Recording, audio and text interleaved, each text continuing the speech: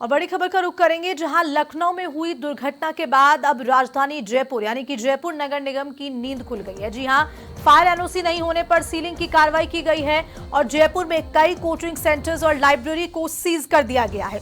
दिल्ली में हुई दुर्घटना के बाद भी अब निगम जागा था। सिर्फ 1 से 2 दिन कार्रवाई करके खानापूर्ति की गई थी। एक बार फिर से अब निगम प्रशासन जाना है। इससे पहले भी जागा गया था नगर निगम प्रशासन, लेकिन सिर्फ 1 से 2 दिन वो जागा रहा और उसके बाद फिर से कार्रवाइयों को बंद कर दिया गया। लेकिन एक बार फिर से जब लखनऊ में बीते दिन दुर्घटना देखने को मिली, हादसा देखने को मिला, तो उसके बाद एक बार फिर से जयपुर नगर निगम जागता हुआ नजर आया। कार्रवाई के लिए क्या किसी बड़ी घटना का इंतजार करता है हमेशा निगम, ये बड़ा सवाल लगातार बना हुआ है। तो लखनऊ में हुई दुर्घटना के बाद अब आंखें खुली हैं और ज्यादा जानकारी के साथ सहयोगी हमारे साथ फोन लाइन पे बन गए हैं लीलाधर कुमावत। लीलाधर, क्या कुछ जानकारी? लगातार निगम इस तरह की कार्रवाइयां करता है, माना जा रहा है, लेकिन एक कंसिस्टेंसी जो है वो नहीं की जाती है इन सीज की कार्रवाइयों में।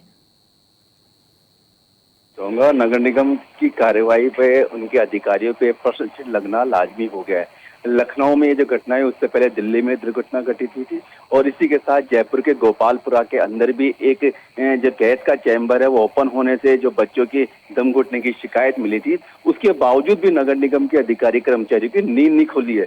देखा जा रहा है कि लखनऊ और दिल्ली जैसी घटनाओं के बाद अभी तक किसी प्रकार की कार्रवाई नहीं हो रही। हालांकि फायर एनओसी की कार्रवाई की जाती है, लेकिन अधिकारियों क्या इस प्रकार की दुर्घटना होने का इंतजार रहेगा? देखा जाए आनंद फानम के अंदर कार्रवाई करते हैं एंड फायर एनओसी जारी कर जाती है, लेकिन उनके एग्जिट गेट की बात की जाती है, उनके सीज फायर जो फायर इंस्ट्रूमेंट होते हैं उनकी जांच की जानी चाहिए, फायर एग्जिट द्वार की बात की जाती है, लेकिन ये सब अनभिज्ञता देखी जाती है। अधिकारी कर्मचारियों की कार्यशैली पर प्रश्न लगता है। तो ऐसे में ये जब दुर्घटना घटित होती है, क्या उसके बाद ही अधिकारियों की नींद खुलेगी या नगर निगम अधिकारी काम करेंगे? लेकिन देखा जा रहा है कि ऐसी कार्यवाही पहले समय से रहते कर लेना चाहिए। हालांकि फायर एनओसी होना बहुत आवश्यक है, लेकिन कई जो संस्था संचालक है, निजी संचालक, चाहे हॉस्टल संचालक हो, चाहे कोचिंग संचालक हो, उनके द्वारा किसी प्रकार की फायर एनओसी नहीं ली जाती है, जिस कारण से ऐसी घटनाओं को अंजाम हो जाता है। तो कहीं ना कहीं फायर एनओसी के साथ ही वहां की पूरी भौतिक रूप से सत्यापन करना जरूरी है। हालांकि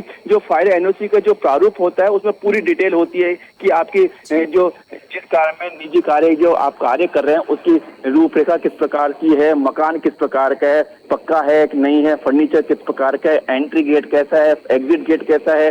तो ऐसे में देखा जा रहा है कि ऐसी घटनाओं को अंजाम नहीं मिलना चाहिए, क्योंकि ऐसे में बच्चों की जो सुरक्षा है वो एक बड़ा सवाल पैदा होता है। तो ऐसे में जो नगर निगम चाहे जिला प्रशासन, ऐसे अधिकारियों पर लगाम लगाना चाहिए। ऐसी जो निजी संचालक है, चाहे कोचिंग संचालक, हॉस्टल संचालक है, लाइब्रेरी संचालक है, तो उन पर भी ऐसी कार्रवाई की जानी चाहिए। जी शुक्रिया आपका जानकारी के लिए।